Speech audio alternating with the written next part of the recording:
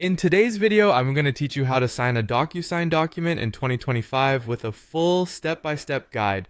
DocuSign is a widely used tool for electronically signing documents, and being able to navigate it efficiently can be a real time saver.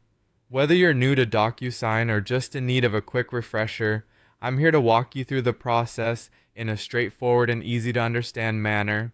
Let's start by heading over to the DocuSign website.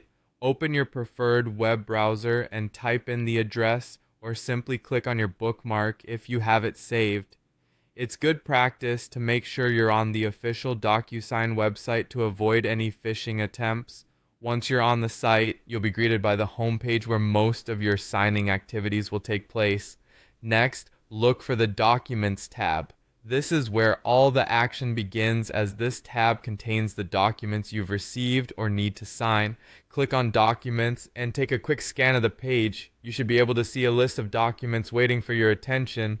It's handy to know that you can organize these documents or flag any important ones for easy access later on. Now locate the option that says "I'm the only signer" and give it a click. This option is useful for when you are the sole person required to sign the document.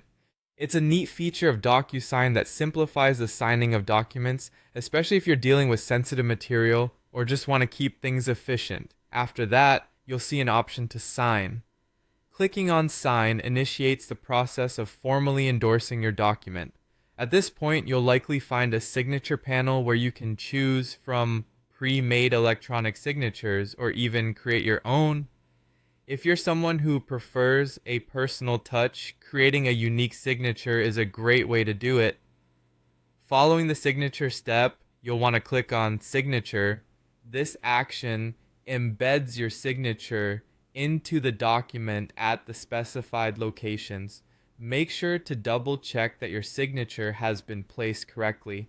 If you're happy with it, move on to the next step. Finally, confirm everything by clicking on Finish.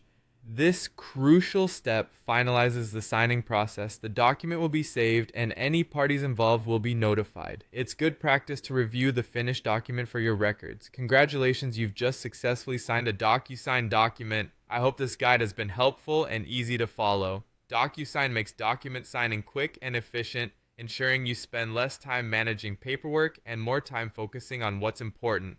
Thanks for watching and see you in the next video.